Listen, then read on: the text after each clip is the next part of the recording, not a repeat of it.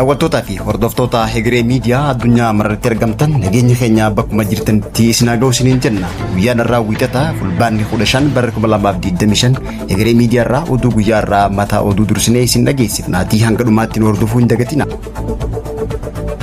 Dhaabbanni INSA fayyadamtoonni appilikeeshinii Telegiraamaa fi WhatsAppidhaaf eeggannoo cimaa akka godhan yoo akeekkachiisu abbootiin qabeenya dhaabbata TikTokidha dhaabbata TikTok gurguruuf gaggaafachaa jiraachuutu dhaga'ame.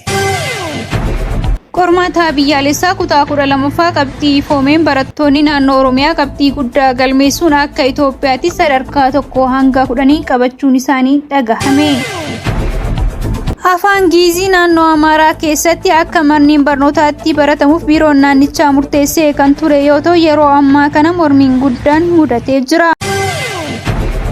Rooba cimaa magaalaa Finfinnee keessatti roobeen lubbuun namoota 6 darbuun dhagahame. Kanneen armaan olitti caqastan hanga footoo oduu teenya irraatii bal'inni oduu teenya irraa hunda.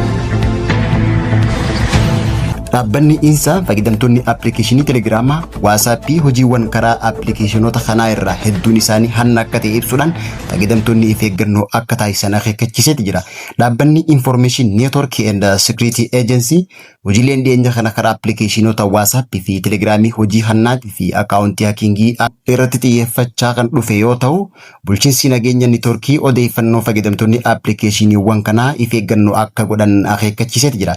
Haala kanaan dura irraa adda ta'een jiddugalli qophii fi deebii balaa saayibarii Itosaarti bulchiinsi nageenya neetworkii odeeffannoo Information Networkiin akaawuntii Telegiraamii fi WhatsAppii namoota dhuunfaa hak ta'uu fi hanni raawwatamaa jiraachuu mirkaneessuu dandeetti jira. Akkasumas hakiingii akaawuntiin kunneen kan raawwatamu linkii hamaa gara qaama taargetii ta'etti erguun tooftaalee linkii akka banan taasisan fayyadamuudhaan akka ta'es ibseeti jira. Tooftaalee kana keessaa karaa linkii isaanitti erguutiin walgahii ariifachiisaa Zoom yookaan waltajjii onlaayinii biroo irratti akka hirmaatan bilbilanii afeeruun yeroo linkii bananii seenan akaawuntiin isaanii haak akka godhan ibseeti jira.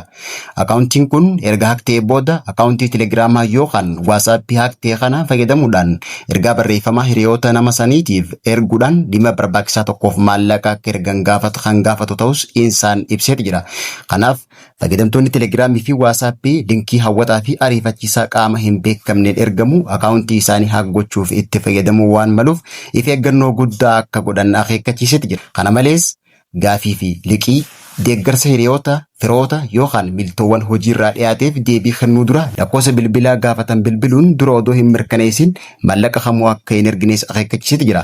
Gama biraatiin ammoo abbootiin qabeenya dhaabbata TikTok hanga roobii dhuftutti namni dhaabbata kana bitu yoo hin argamne yookaan waliigalteerra hin gaamne Ameerikaa keessatti cufsiisuuf ijaame. Dhaabbanni abbummaansaa kan abbootii qabeenyaa ta'e TikTok US keessatti namni bitu itti barbaadamaa jiraachuu fi qondaaltonni Ameerikaa fi Chaayinaa marii daldala Ispeenitti eegaluutu himame.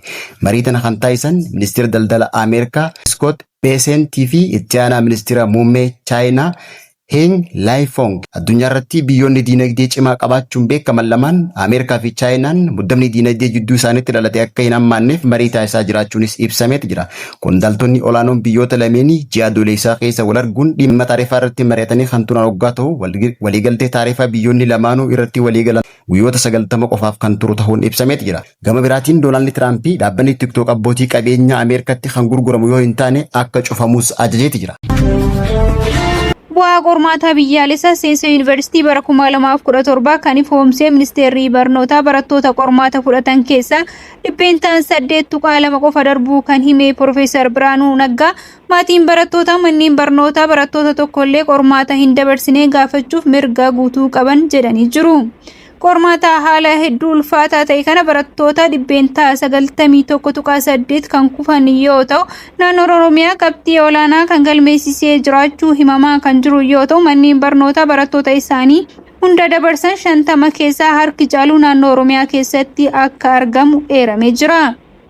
Sadarkaa naannootitti barattoonni qabxii darbiisaa argatan sadarkaa isaanii wal duraa duubaan naannoo Oromiyaa magaalaa Finfinnee naannoo Hararii fi naannoo Amaaraatis jedhamee jira. Akka biyyaalessaatti baratan qabxii olaanaa galmeessee naannoo Oromiyaa irraa Kaalid Bashiir kan jedhamu yoo ta'u gaaffii 600 keessaa 591 deebiseeti jira.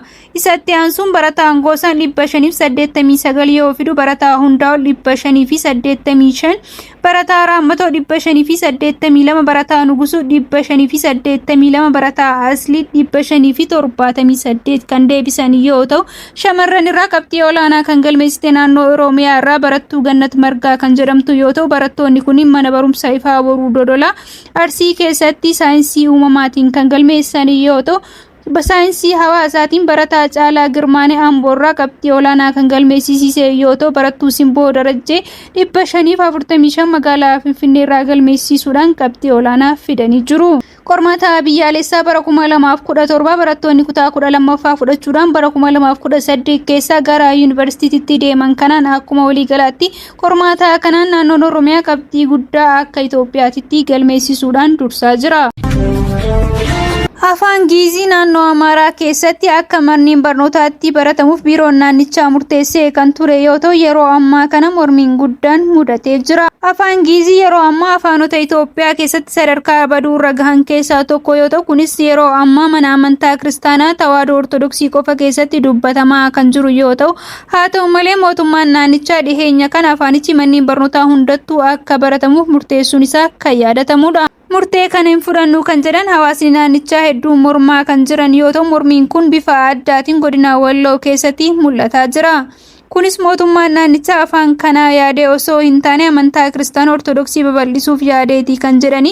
Ijoolleen keenya afaan Giizii akka baratan hin barbaannu, afaan amantaa afaan akka baratamu yoo barbaadame afaan sadarkaa idila addunyaatti dubbattoota hedduu qabuu fi ijoollee keenya yoo baratanis fayyadamuu danda'u afaan Arabaatiin barachuu qaban jechuudhaan sagalee isaanii dhageessisanii jiru. Namoota afaan Giizii akka barnoota haa kennamu jedhan keessaa mormii dhageessisaa kan jiran yuunivarsiitii Finfinneetti qorataa seenaa fi afaanii kan ta'an Dr. Baddiluu Waaqjiraa gama isaaniitiin afaan dubbattoota 25,000 gadi qabu akka afaan du'eetitti ilaalama kan jedhan yoo ta'u, afaan Giizii barattootaa kennamuu yaaluun yeroo ammaa barattoota irraa yeroo gubuu ta'a jechuudhaan BBC afaan Amaaraa waliin turtii taasisaniin dubbatanii jiru. Kanaan gamattis afaanota biyya keessaa iddoo hundatti baratamuu qaban hedduun osoo jiranii afaan kun barattootaa fi namoota dubbatuyyuu osoo hin qabne barattoota irratti fiduun maaliif barbaachises jechuudhaan gaafatanii jiru. Bara 2018 keessa barattoota kutaa 3 waliin naannoo Amaaraa keessatti barachuu eegalama jedhamee kan murtaa'een afaan Giizii yeroo ammaa kana murteen kun akka hojii irra hin oolleef qormaanni guddaan mudatee jira. Magaalaa Finfinnee kutaa Lammii Kuraa jedhamu keessatti rooba cimaa guyyaa kaleessaa sa'aatii 9 irraa eegalee roobeen maatii tokko keessaa namni 3 fi walumaa galatti lubbuun namoota 6 darbee jira. Erga fulbaana bara haaraa bara 2018 seenee asii roobni cimaa walirraa hin cinne magaalattii keessatti roobaa kan jiru yoo ta'u, roobaa kanaan dura magaalattii keessatti roobaa ture miidhaa hawaasa daandii irratti daldala hojjetanii fi misooma koliidarii irra qaqqabsiisaa turuu isaa kan yaadatamudha. Rooba cimaa guyyaa kaleessaa waaree booda kutaa Lammii Kuraa jedhamu roobeenis lubbuun namoota hedduu kan darbe yoo ta'u, kunis daa'imman waggaa 5 gadi 2 fi haadha daa'imaa tokko hojjettuu narsii takkaa fi hojjettuu mana keessaa takka lolaan mana keessatti itti galuudhaan akka lubbuun ishee darbee himamaa jira. Reeffi namoota 5 hanga ammaatitti kan argame yoo ta'u, reeffi nama tokko barbaadamuu irratti argama. Magaalaa Finfinnee keessatti roobni cimaan kun itti fufuun guyyaa har'as waaree booda roobaa jiraachuu isaa miidiyaan Hegeree Niwus Niitoork mirkaneeffateera.